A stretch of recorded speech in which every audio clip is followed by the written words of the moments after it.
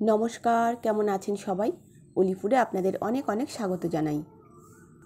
বন্ধুরা, আজকেও চলে এসেছি আর একটা দুর্দান্ত রেসিপি নিয়ে। তো আপনারা প্লিজ পুরো ভিডিওটা আমার সঙ্গে থাকবেন আর সাবস্ক্রাইব করে বেল আইকনটি প্রেস করে অবশ্যই অল করে দেবেন, যাতে নতুন কোনো ভিডিও আপলোড করলে সবার প্রথমে নোটিফিকেশন আপনার কাছে যায়। আজকে আমি রান্না করব চাল কুমড়োর ঘন্ট, আর এটা সম্পূর্ণ নিরামিষভাবে রান্না করব।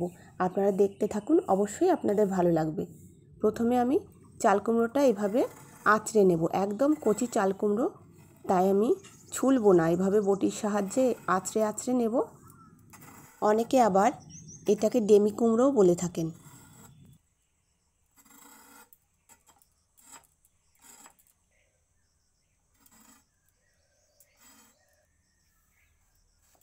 মুখটা এইভাবে কেটে নেব আর তারপরে জল দিয়ে ভালো করে ধুয়ে নেব।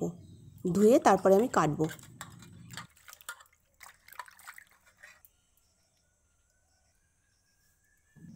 একদম কচি চাল কুমড়ো প্রথমে বড় বড় টুকরো করে কেটে তারপর ছোট ছোট করে এভাবে কুচি কুচি করে কেটে নেব।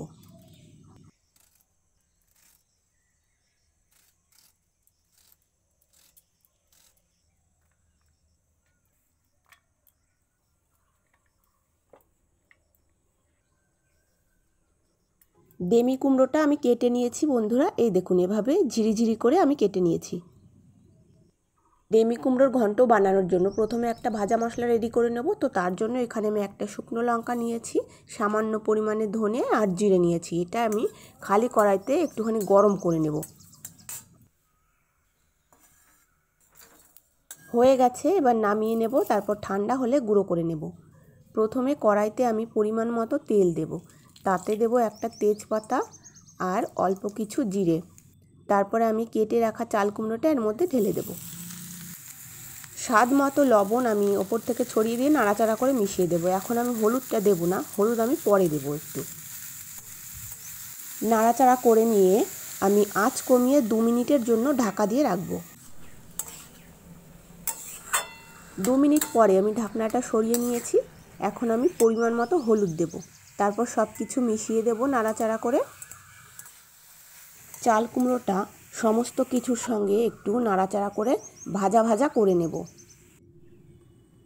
একটা বাটিতে আমি 2 চামচ ময়দা নিয়েছি, জল দিয়ে একটু পাতলা করে আমি এটা গুলে নেব। আপনারা বাড়িতে রান্না করার সময় ময়দার বদলে আটা বা চালের গুঁড়ি ব্যবহার করতে পারেন। এই দেখুন এভাবে পাতলা করে আমি গুলে নিয়েছি। চাল কুমড়োটা ভাজা ভাজা হয়ে গেছে। 2টো কাঁচা লঙ্কা দিলাম আমি, আর আমি ওই গুলে রাখা ময়দাটা এখন ঢেলে দেব আর খুন্তি দিয়ে নাড়তে থাকবো। নাড়ানো বন্ধ করে দিলে কিন্তু জমাট বেঁধে যাবে, তাই খুন্তি দিয়ে নাড়তেই থাকতে হবে আর আঁচটা অবশ্যই কমিয়ে রাখতে হবে। এখন ভাজা মশলাটা আমি দিয়ে দিলাম, সমস্ত কিছু আবার মিশিয়ে দেব। আজকে আমার নিরামিষ চাল কুমড়োর ঘন্ট কিন্তু রান্নাটা হয়ে গেছে, দারুণ সেন্ট বেরিয়েছে আর দেখতেও দুর্দান্ত হয়েছে। এখন আমি এটা নামিয়ে নেব। দেখুন বন্ধুরা কত সুন্দর দেখতে হয়েছে। রুটি বা গরম ভাতের সাথে আপনারা এটা বানিয়ে খেতে পারেন, দারুণ খেতে লাগে। তাহলে বন্ধুরা, আজকে রান্নাটা আমার কেমন লাগলো আপনারা অবশ্যই কমেন্ট করে জানাবেন, আর যদি ভালো লাগে তাহলে লাইক শেয়ার অবশ্যই করবেন। আজকের ভিডিও এখানেই শেষ করলাম, দেখা হবে পরের ভিডিওতে। আপনারা সবাই ভালো থাকবেন, সুস্থ থাকবেন আর অবশ্যই সাবধানে থাকবেন।